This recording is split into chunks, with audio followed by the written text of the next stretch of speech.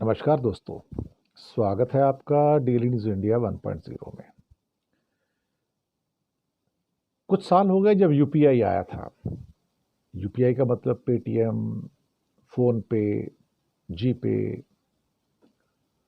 Phone उठाया, QR code देखा, फट से पेमेंट कर दिया। 5 रुपए, 10 रुपए, 20 रुपए, 100 रुपए। आज की डेट में सब्जी वाला हो, फ्रूट वाला हो, पानी पूरी वाला हो, भेलपूरी वाला हो, कोई बाजार से चीज़ लेनी हो, एक ब्रेड लेनी हो, मक्खन लेना हो, फट से उठाया, पैसे दे दिए। यही हो रहा है आज की डेट में। दरअसल यूपीआई, इसको कॉमन तौर पर यूपीआई कहा जाता है। जैसे आप जीपे या फ़ोन पे या पेटीएम कहते हैं, ये यूपीआई है। यूपीआई दरअसल एक ट्रैप था, एक ऐसा सुनहरी ट्रैप जिसमें कई ऐसे छोटे कारोबारी जो बहुत पैसा कमाते थे वो फंस गए। अब देखो, आजकल एक चर्चा बड़ी हो रही है कि एक गोलगप्पे वाला है, पानी पूरी वाला। अब उसको जीएसटी का नोटिस आ गया साहब। अब जीएसटी का नोटिस, क्या ये सही है गलत है, चर्चा हो सकती है। तो एक बंदा तमिलनाडु में पानी पूरी बेचता है और जो आता है उसके पास फ़ोन उठाएगा, क्यूआर कोड उसने लगा दिया सामने। अब पेटीएम से करो, जीपे करो, फ़ोन पे करो, जो भी करो, लोग आते हैं 20 रुपए का, 30 रुपए का, 40 रुपए का। अब आप जो लेन देन कर रहे हो सारा का सारा इस सरकार के पास जा रहा है, सारा का सारा।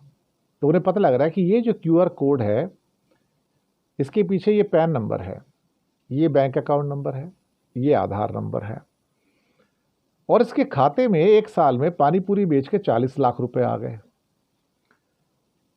अब बिजनेस अगर 20 लाख से ऊपर हो जाए तो आपको जीएसटी का रजिस्ट्रेशन भी कराना पड़ेगा और पैसे भी भरने पड़ेंगे जीएसटी के। आप कहोगे 40 लाख रुपए मेरी कमाई तो उसमें 10% ही है, बाकी सब तो खर्चा है मेरा, तो मेरी कमाई तो 4 लाख है, मैं क्यों टैक्स दूंगा? हाँ सही बात है, इनकम टैक्स नहीं दोगे आप, ये तो मैंने मान लिया। अगर आपका 20 लाख भी होता था, सॉरी अपना 20% भी होता तो भी 8 लाख के करीब होता, तो भी आप टैक्स से बाहर हो जाते थे। ऑलमोस्ट 7-7.5 लाख तो वैसे ही है, तो इनकम टैक्स तो नहीं आता था।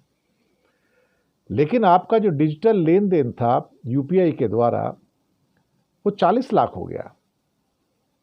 40 लाख का मतलब होगा कि हर महीने करीब करीब अप्रॉक्सीमेटली 3 लाख रुपए का उसने भेलपुरी पानीपुरी बेच दिया।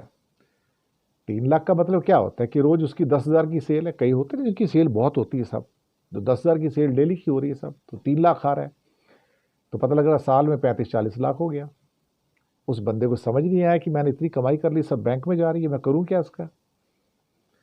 लेकिन साहब जब 40 लाख पहुंचे तो सरकार को पता लग गया ये पानी पूरी तो बेचता है, लेकिन इसके 40 लाख का बिजनेस किया है, और 20 लाख का बिजनेस क्रॉस हो जाए तो जीएसटी लग जाता है। ये बात भी सही है, इनकम टैक्स लगे ना लगे लेकिन जीएसटी तो लगेगा, ये बात तो मैं भी मानता हूं।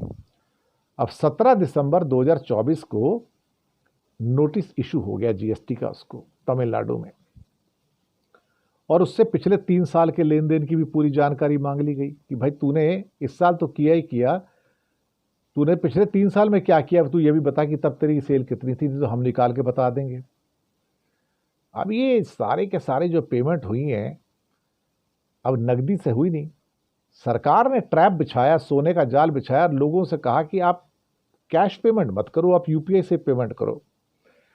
अब गोलगप्पे खाने वाला तो खा के चला गया साहब, मर गया ये गोलगप्पे वाला जिसने 40 लाख की कमाई कमाई कर ली। होगा बड़ा गोलगप्पे वाला होगा, छोटा तो नहीं होगा जो 40 लाख है। लेकिन ऐसे छोटे बहुत सारे कारोबारी हैं जिनकी रोज की इनकम 5-7-8 हज़ार है साहब।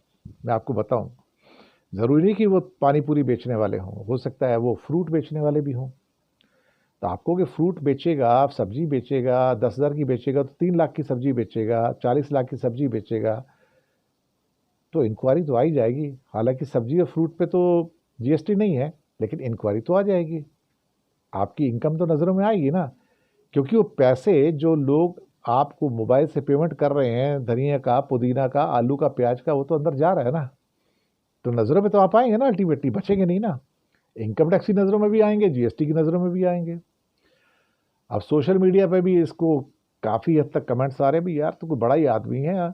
कई लोग कहते हैं मैं तो कॉर्पोरेट की नौकरी छोड़ देता हूँ, पानी पूरी बेचूंगा।